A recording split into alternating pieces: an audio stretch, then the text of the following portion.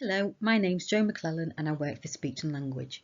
Today we're going to be talking about Gestalt language processing. This session should take about 15 to 20 minutes and our contact details are on the screen if you'd like to contact us with any questions. First we're going to talk about the two different language styles. We have analytical language processors and Gestalt language processors. So children who are analytical language processors use single words first and then produce sentences, whereas Gestalt language processors use chunks of language first instead of single words.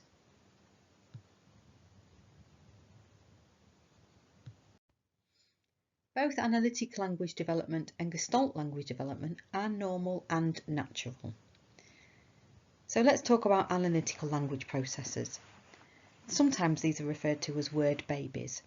So a baby would start with a single word, for example, milk, and then they may go on to link two words together, more milk, and then they would move on to simple sentences, I want milk, and then they might add some grammar, Daddy likes milk, and then some complex grammar, if I drink my milk, can I have more?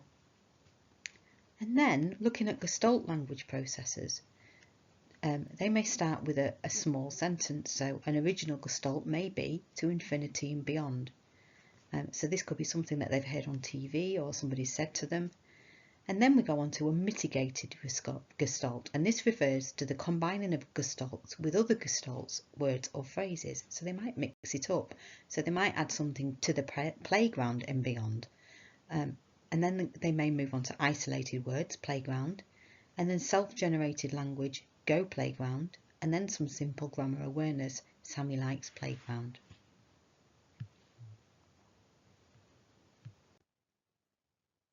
So how can we identify which language style a child is using? So this can be quite difficult and people aren't necessarily one or the other. We should think of it as a spectrum that can change and not something that is binary or fixed.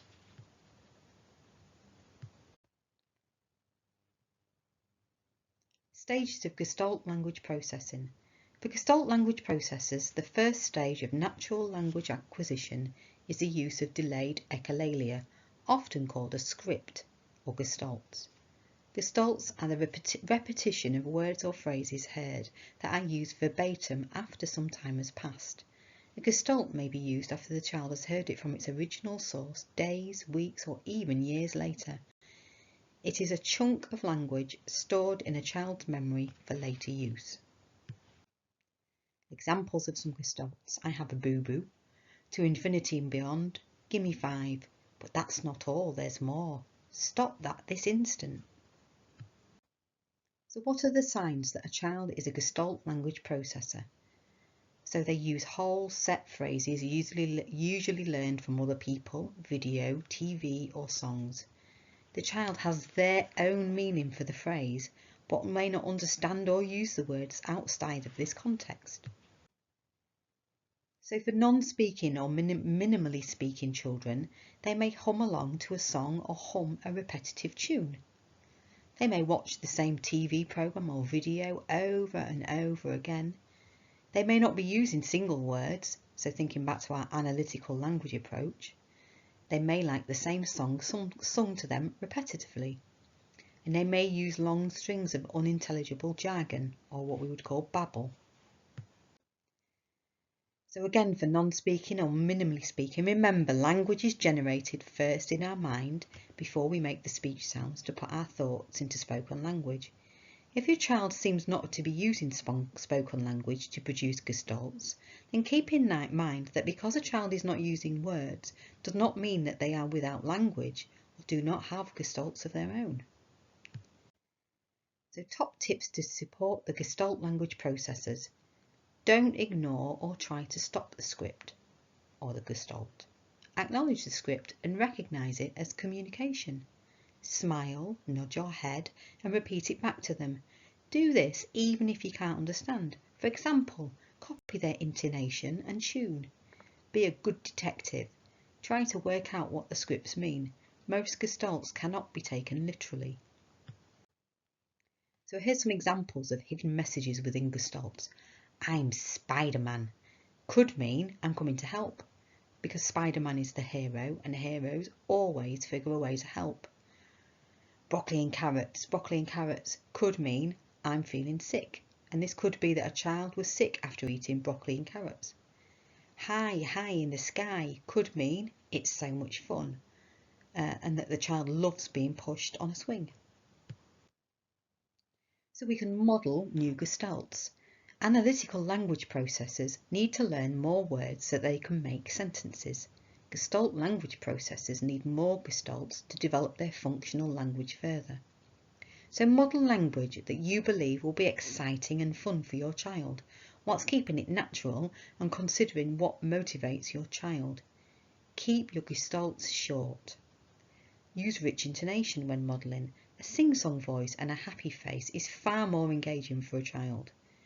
Using augmentative and alternative communication, or for short AAC, alongside spoken language may support functional communication for non or minimally speaking children. And what we mean by AAC, or augmentative alternative communication, is things like Makaton, core boards, things like that. So here's a more example of possible gestalts. Let's go. What's next? It's so fun. Want to play? Help me? Come on. How about something different? That's mine. I love it. And some top tips. Put together a list of your child's gestalts and what they mean. Make a list of the ones that you are modelling for your child and the meanings. These can then be shared and understood and used consistently by family, friends and settings. Try modelling scripts throughout the day. For example, daily routines. Wash my hands. We need to open the door. Up the stairs. Splish splash, it's time for a bath. It's bedtime, night. Shoes and socks, coats and gloves. And when you're playing, use simple phrases and sentences during play. For example, car on top, ready, steady, go, bubbles, pop, knock it down, and to acknowledge emotions. I'm so sad, so excited, I'm getting angry, I'm getting tired, I'm getting sleepy, I'm very hungry. And then we want to talk about child-led play, because we want our children to be independent thinkers and spontaneous communicators. Child-led play increases the learning outcomes as the child is naturally motivated by this, and we should honour all types of play. Toys may not be played with in the way you expect, and this is okay. If the child moves away from a toy, follow their lead and play something new together with the new thing. Gestalt thinkers may find change difficult. Consider having 2 familiar play items and 1 new item to help support this. And be okay with silence. Silence allows thinking time, and some children are more relaxed when the environment is quiet. More on child-led play. So play what they want to play. Model language naturally along the way. Use simple, uncomplicated sentences, phrases and single words. And above all, have fun and enjoy playing with your child. You are your child's best teacher. Thank you.